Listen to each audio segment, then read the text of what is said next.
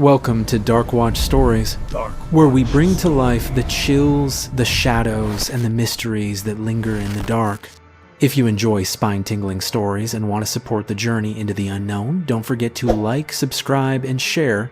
Now, sit back, dim the lights, and let's step into tonight's story.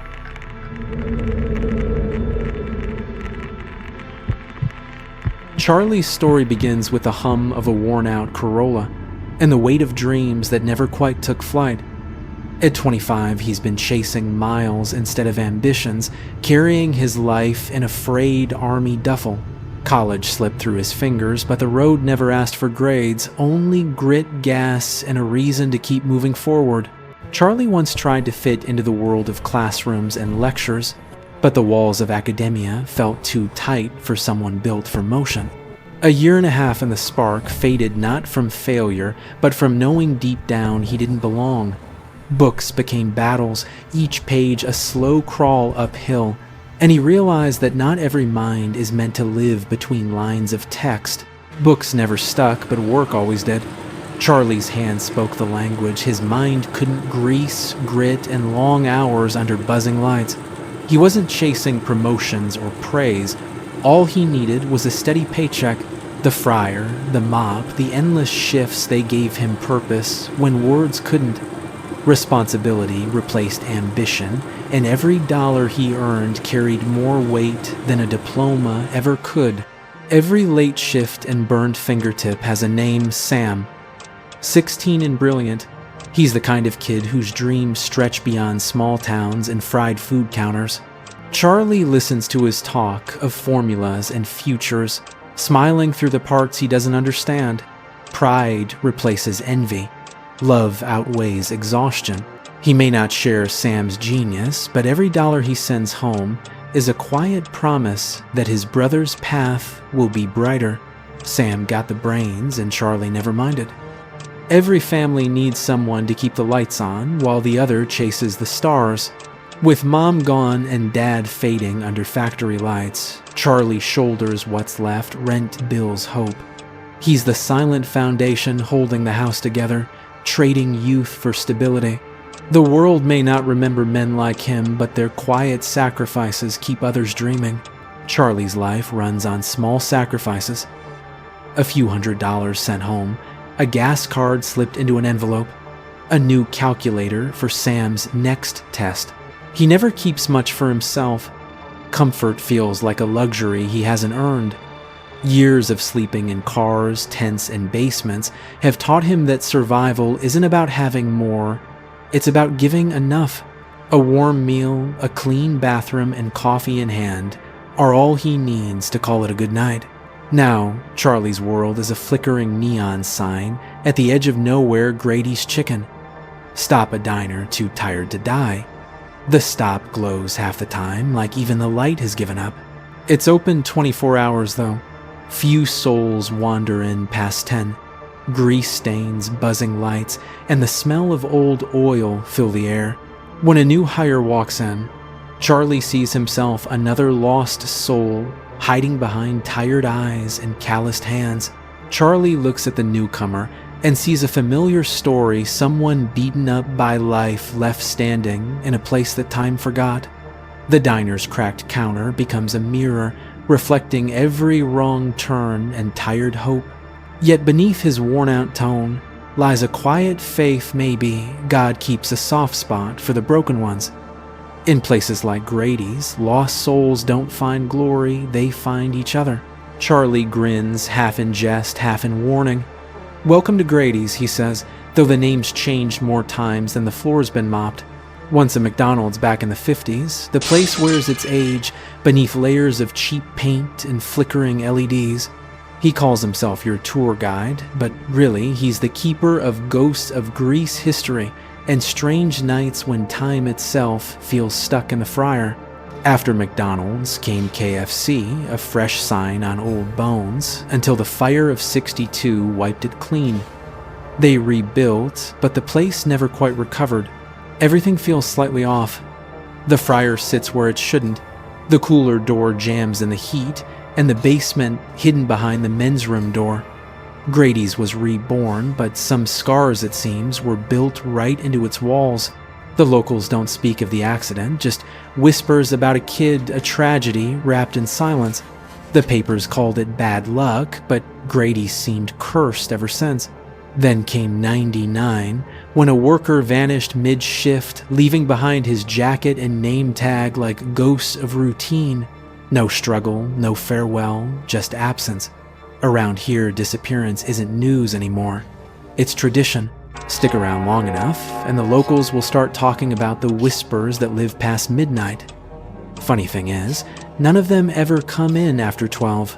Says a lot, doesn't it? Grady still wears the KFC logo, but the resemblance ends there.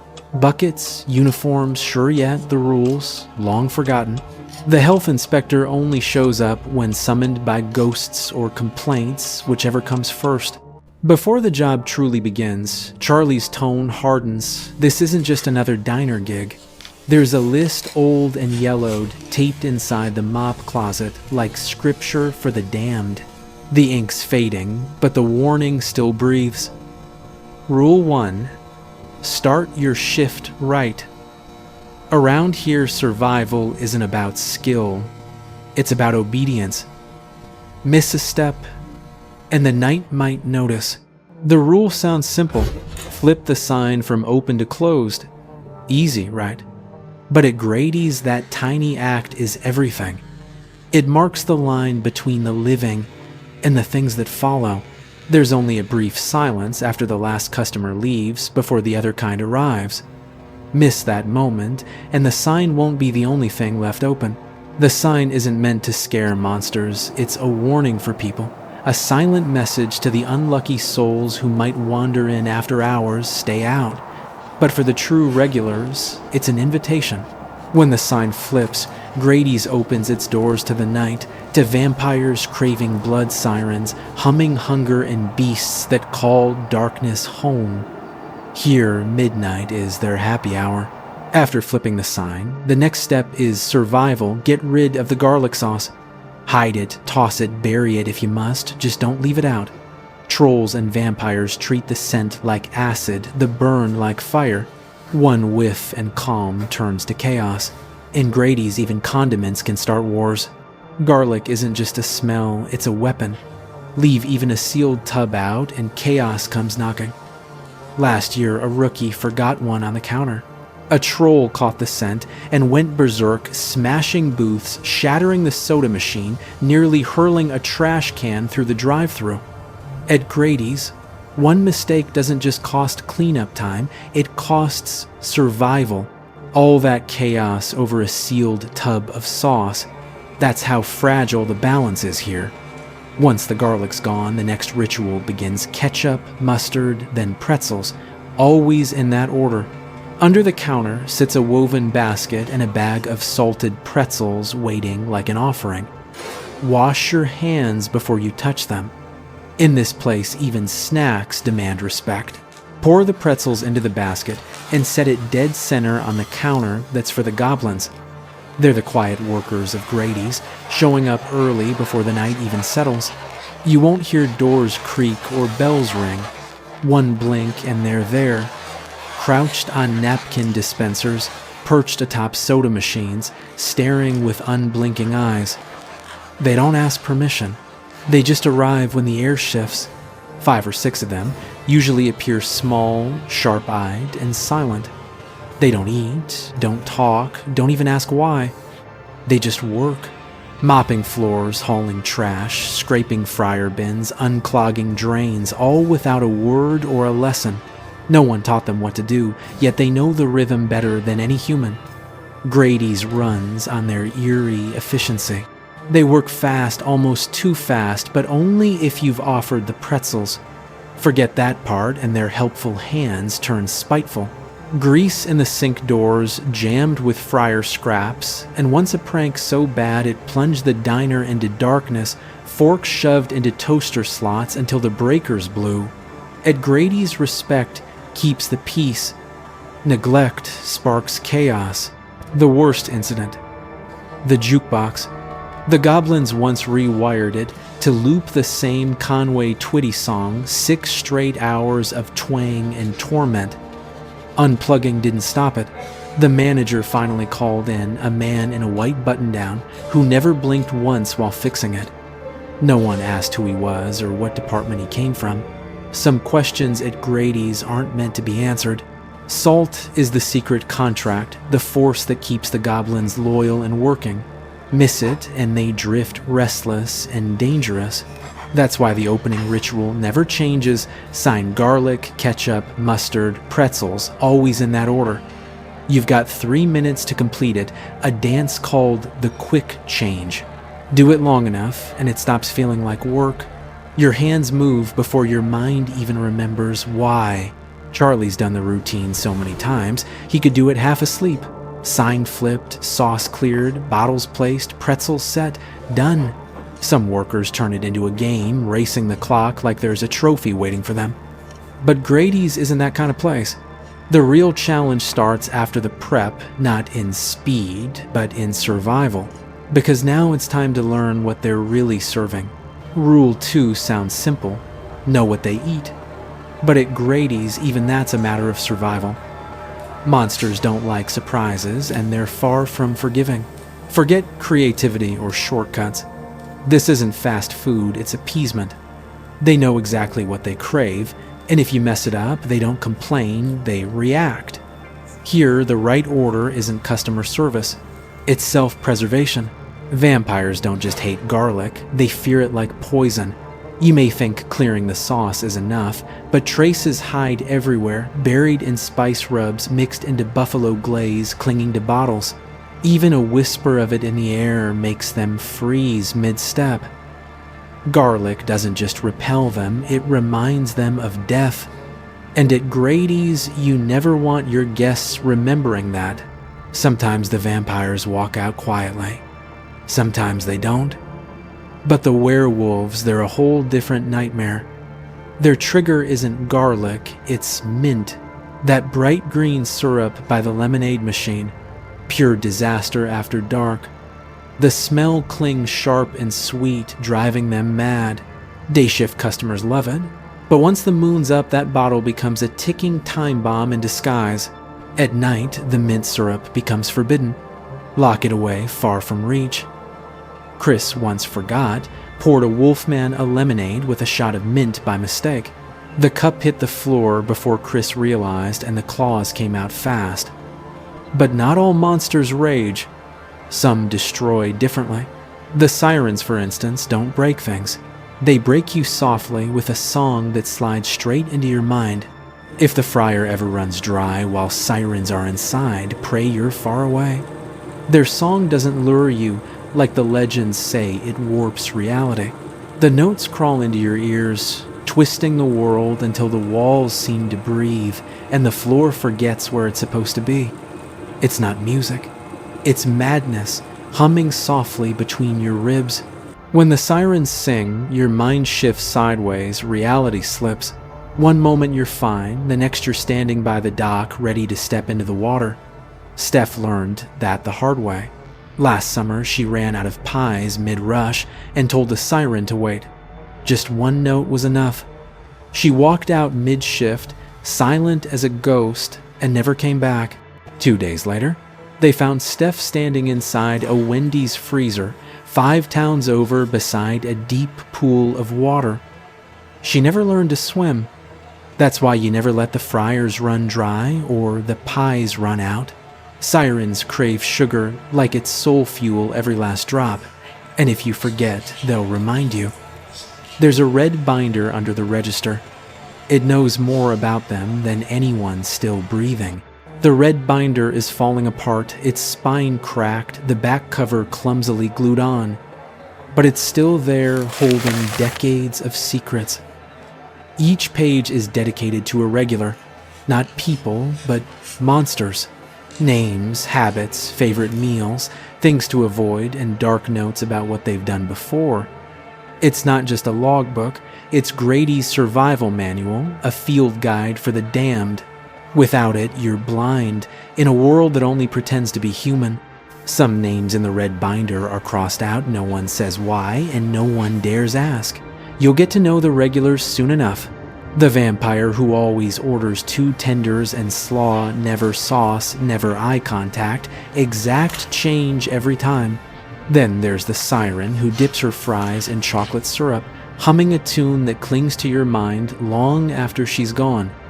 Every customer here leaves something behind, sometimes a sound, sometimes a warning. The binder never leaves the counter, not for breaks, not for home. You don't copy it, don't even think about it. When things are quiet, you read. When they're not, you keep it close. Some names are underlined, not dangerous, just unpredictable. The kind that smiles one night and snarls the next. Others are circled a quiet code for the ones you can trust mostly. A circle means they're safe. The regulars, the ones who follow the script. But if a name bears a red mark across the corner, keep your mouth shut. No greetings, no smiles, no delays. Serve, step back, survive. Every name in that binder earned its place by coming back. But when someone walks in and their name isn't there, that's when you pay attention. New monsters don't always know the rules. Some do. Some just choose not to care. No matter who they are, they notice when you mess up their order, and they don't forgive easily. That's why Rule 3 exists: dead children eat for free. Sometimes while you're cleaning or restocking, you'll look up and realize the dining room isn't empty anymore. No bell rings, no door opens, but they're there. Small figures standing in silence like they've been waiting all along. It happens in an instant. Silence one moment, and the next they're just there. The dead children don't come alone. They drift in small groups, 2 or 3 at first, sometimes a whole silent line. They huddle close, moving like kids on a school trip, hands tucked in sleeves, eyes fixed on the floor, bound by something colder than fear. They never speak, but their stillness says enough. They've been waiting far too long. Their clothes are wrong, like they forgot what season it is. Tank tops in freezing winter, heavy coats in burning summer. Once a girl came in wearing hospital socks and dripping hair, though it hadn't rained in days. They never talk when they reach the counter. One by one, they simply step forward and point at what they want. Eyes empty, movements careful like they're afraid that making a sound might remind them they shouldn't exist. Sometimes it's fries, sometimes nuggets, sometimes a milkshake. Simple orders from those who no longer breathe. You just nod, bag the food, and hand it over. No charge, no questions. That's the rule: dead children eat for free. Corporate takes care of the cost, or so they say. No one knows how they died, and no one asks why they still eat. Maybe hunger is the only thing strong enough to follow them past the grave. People online can't stop talking about them, not just the ones who visit Grady's, but the ghost children that haunt the whole town. There are entire channels filled with stories, blurry footage, trembling voices, cheap edits. Most are fake, easy to laugh at, until you find one that feels too real. The kind that makes your stomach twist because deep down you know the camera didn't capture a story. It captured something that stayed. In those stories, they appear with eyes black as ink and voices that don't fit their mouths. Some stand by the roadside asking softly for a ride. Others knock on doors after dark, pleading to be let in. They look harmless, just lost children, but anyone who opens the door either vanishes or comes back. Different. It's never the same face, just something wearing the memory of one. There's one story that never leaves me: a daycare fire from the 70s. No one survived.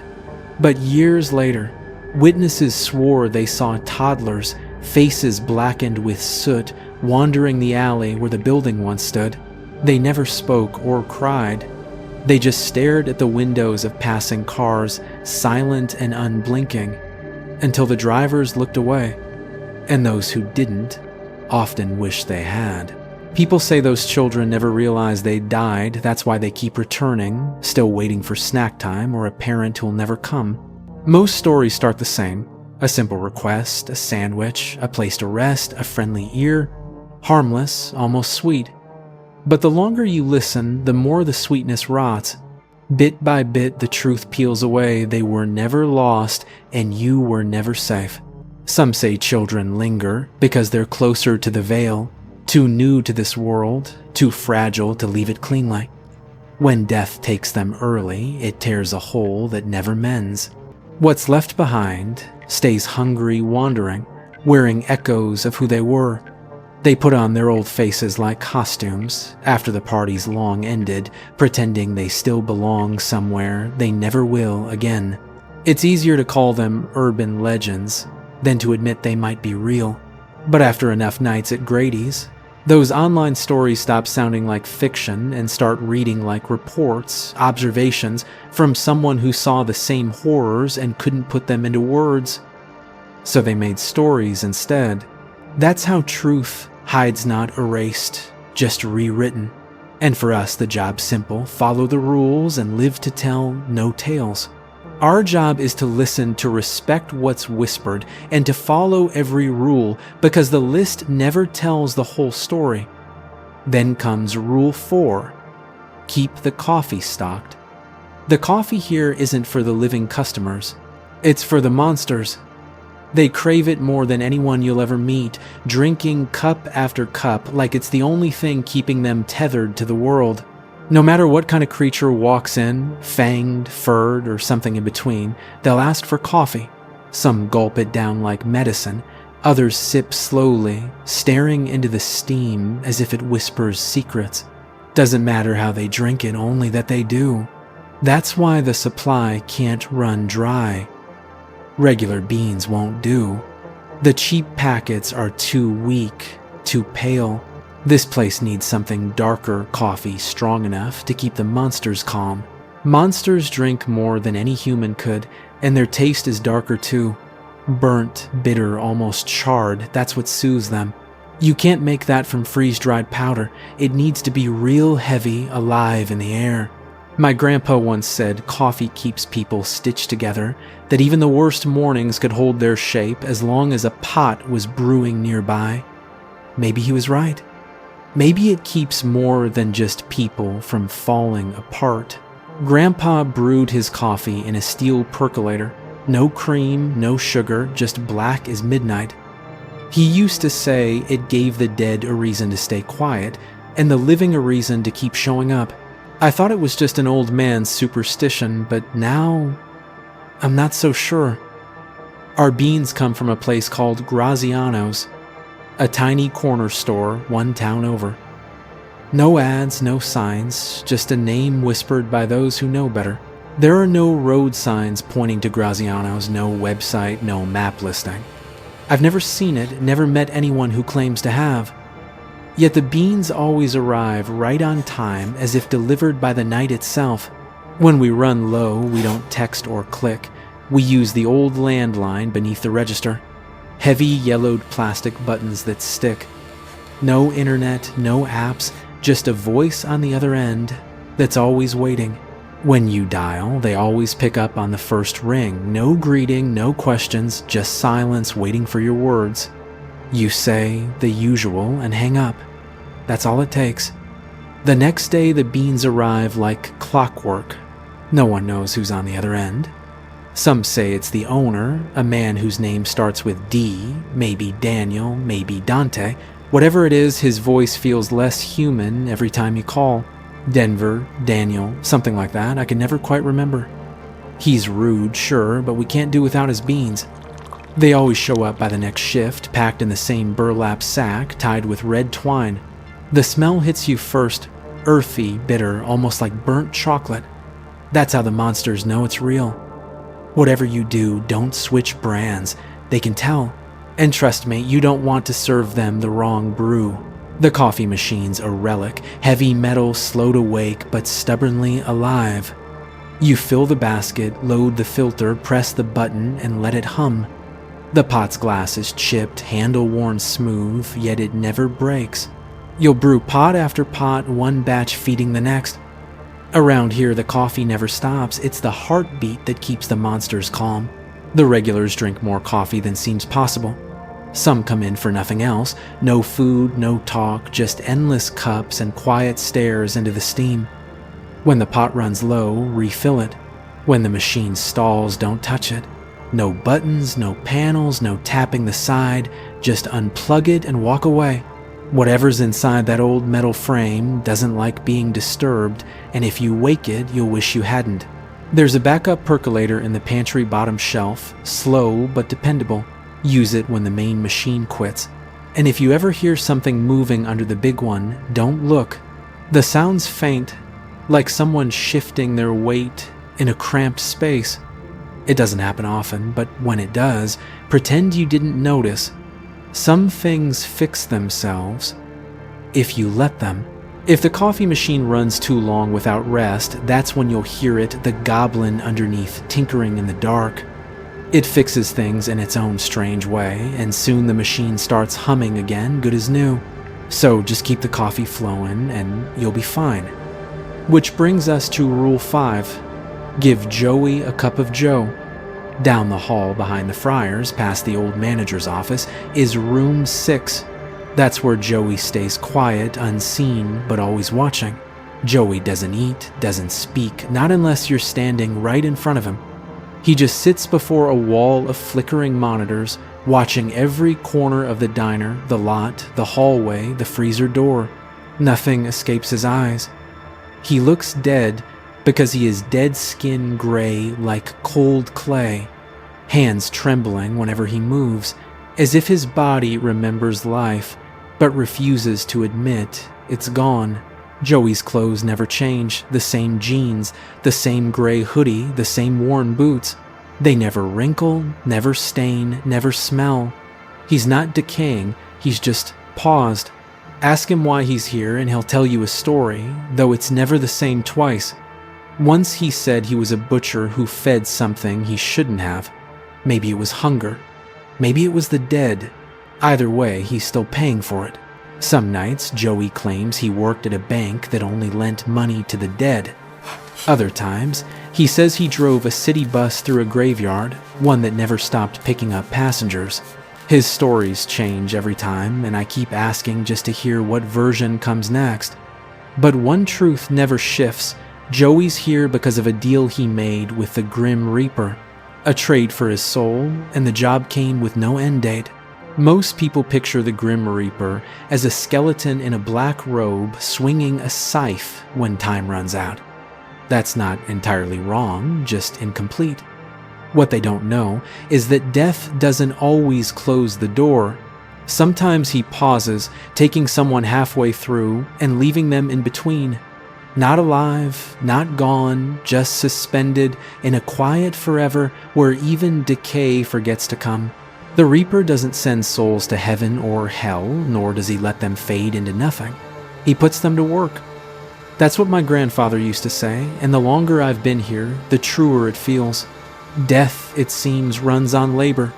The Reaper hands out jobs instead of punishments, tasks tailored to a life's mistakes. Endless shifts, no clock-out time. It's not torture like people imagine, just duty that never ends. It's not torment, just endless work, no clock-outs, no rest. The lucky ones keep their bodies still moving, though time forgets them. That's where the real zombies come from. Not the mindless, rotting beasts from movies, but people trapped in between flesh that won't heal, lungs that still draw breath, yet life long gone. They're not monsters. They're reminders that even death has its workers. They don't rot, but they never heal. They just keep going like a sentence left hanging mid-word for eternity. Most forget who they were. What remains is motion without meaning. But Joey's different. He remembers just enough to stay in room 6, eyes fixed on the screens, sipping his coffee in silence. Whatever task the Reaper gave him, he's still doing it loyal to death and maybe a little beyond.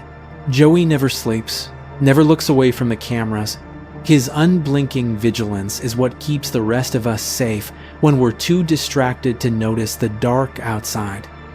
That's why every shift we bring him coffee, black with a little cream, hot enough to sting your skin if the lid slips. Don't tweak the recipe, don't try to be clever. Just brew it, bring it back, and leave before the silence starts watching you. Joey never asks for much, but I make sure to see him once each shift. You don't stay long, just set down the cup, say thanks, and leave. Whatever he was before this place brought him here, it must have been enough for the Reaper to call it fair.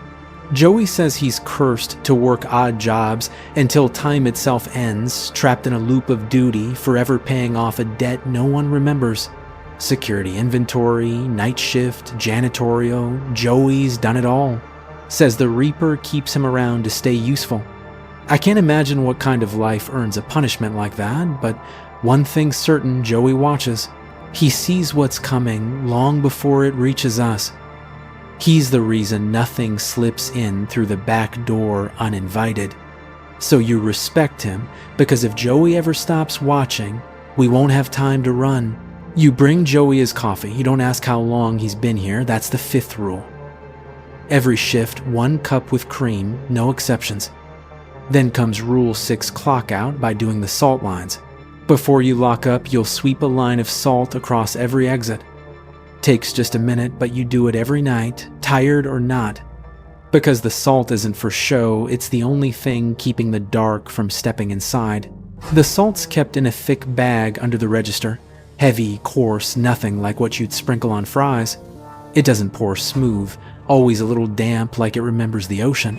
When you scoop it up, it clings to your fingers, sticking just enough to remind you this isn't seasoning.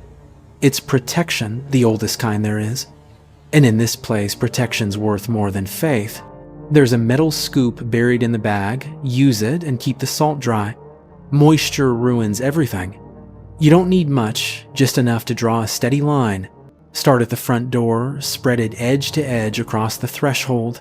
It doesn't have to be thick, but it must be whole. No breaks, no bare spots.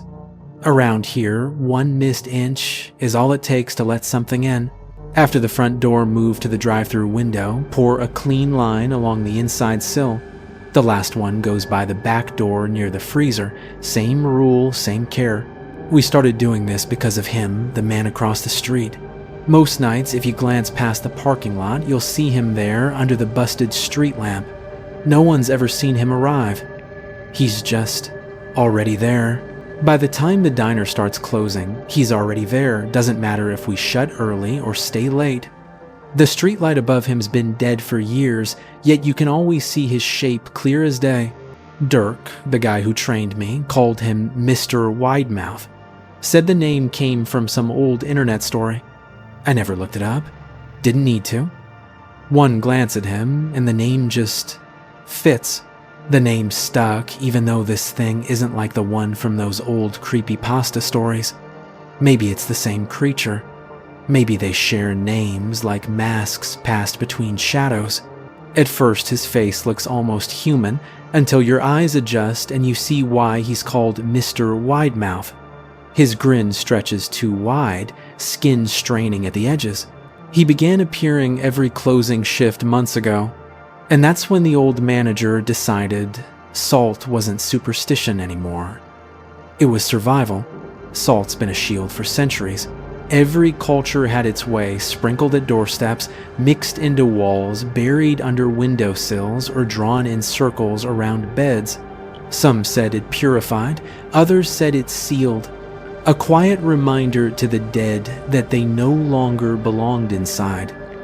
Whatever the reason, the ritual endured. And in places like this diner, where night forgets its boundaries, old habits are the only thing keeping us safe. We started laying salt the moment he began showing up more often. Nobody says what happens if you forget. They just go quiet, eyes distant, like remembering something they wish they hadn't. So that's the final rule. Don't forget the salt. Everything else you'll learn on your own. The mop closet leaks, the fryer hums wrong, and the air feels heavier after midnight. Welcome to Grady's, where survival is just good training. Every third night, the drive-through headset dies without warning. Don't bother fixing it. And whatever you do, never touch the microwave after 1:00 a.m. Trust me, you don't want to know why. Sometimes the security feed in room 6 shows red doors that don't exist, but Joey watches them anyway. This job isn't hard, not really. It just needs someone who listens more than they ask, someone who works steady and never ever looks too closely. You seem like the right kind of person for this place. Quiet, steady, not too curious. I've got things to handle in the back, so you're on register now. Coffee's brewing, fryers are hot. If it's slow, read the red binder. Start learning the names, it'll save you one day. And one more thing, don't forget the pretzels. The goblins are already under the sink. You won't hear them, but they're listening. The signs still flip to open, so don't lose track of time. 3 minutes can vanish quicker than a heartbeat. When the shift ends, remember the last rule, don't forget the salt. That's what keeps this place standing and you breathing. I'll be out back if you need me. Welcome to the night, kid, and good luck. Thank you for listening to Darkwatch Stories. If this story gave you chills, make sure to like, subscribe, and share so we can keep bringing you more. Until next time, stay safe and stay aware of what might be watching in the dark